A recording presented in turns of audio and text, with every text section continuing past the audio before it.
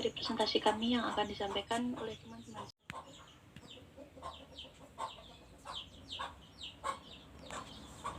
Baik, saya akan mempresentasikan tentang sejarah manajemen mutu dan kebutuhan masa kini.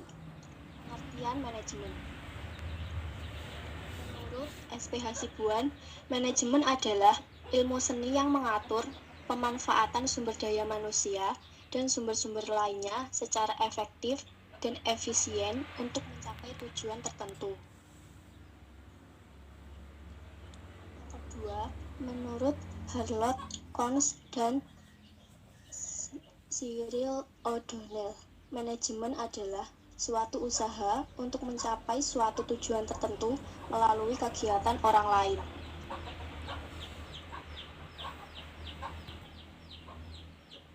Yang ketiga, menurut Gregory McLaughlin, manajemen adalah proses yang khas terdiri dari tindakan perencanaan, pengorganisasian, penggerakan, dan pengendalian yang dilakukan untuk menentukan serta mencapai sasaran yang telah ditetapkan melalui pemanfaatan sumber daya manusia dan sumber-sumber lainnya. Yang keempat, menurut Peter F. Drucker, manajemen harus memberikan arah pada lembaga yang dikelolanya, memikirkan misi lembaga, menetapkan sasaran, dan mengorganisasikan sumber daya yang ada untuk tujuan yang telah digariskan oleh lembaga tersebut.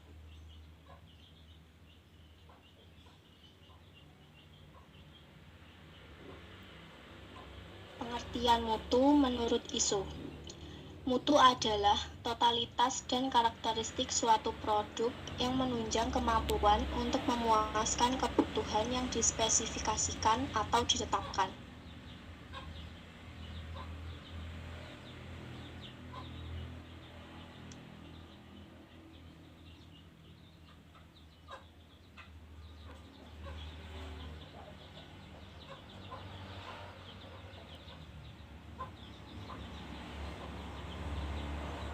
Selanjutnya akan disampaikan oleh Neovani.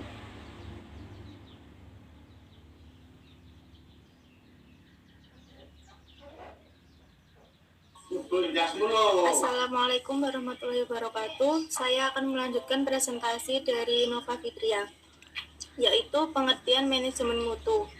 Yang pertama, menurut ISO 18802, yang menyebutkan manajemen mutu adalah semua aktivitas dan fungsi manajemen secara keseluruhan yang menentukan kebijaksanaan kualitas, tujuan-tujuan, dan tanggung jawab, serta mengimplementasikannya melalui alat-alat seperti perencanaan mutu, pengendalian mutu, jaminan mutu, dan peningkatan mutu. Yang kedua, Joseph M. Juran 1980 yang menyebutkan bahwa manajemen mutu adalah keyakinan organisasi terhadap produktivitas individual.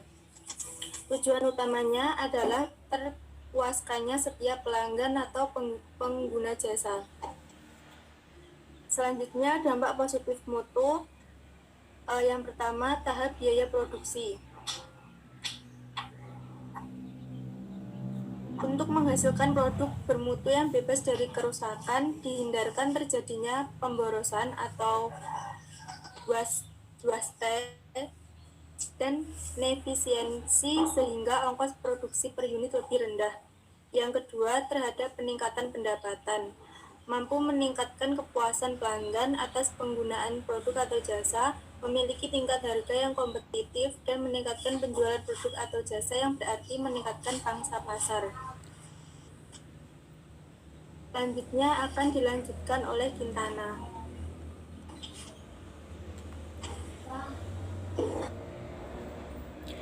Selanjutnya adalah manajemen mutu terpadu.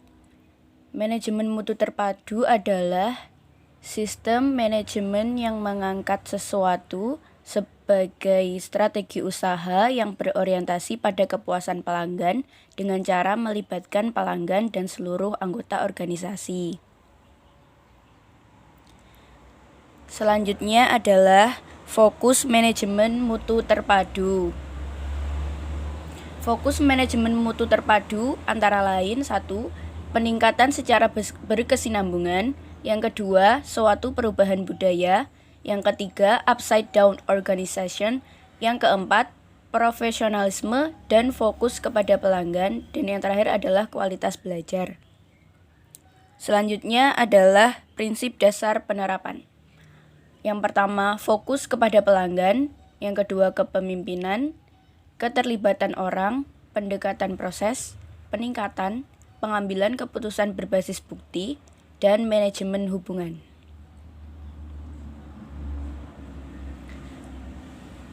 Untuk prinsip-prinsip dasar selanjutnya akan dibacakan oleh Iin Putri.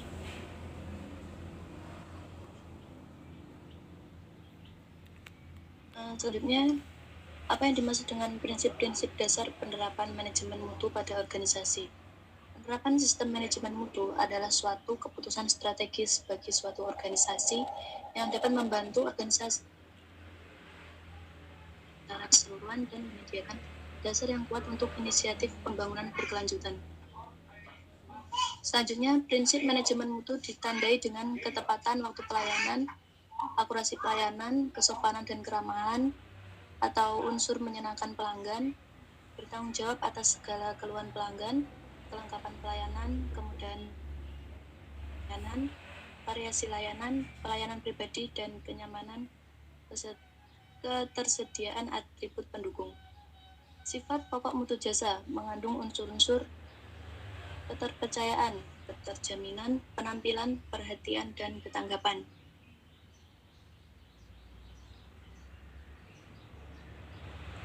Sebelum kami mengakhiri presentasi, mungkin dari teman-teman ada yang mau ditanyakan?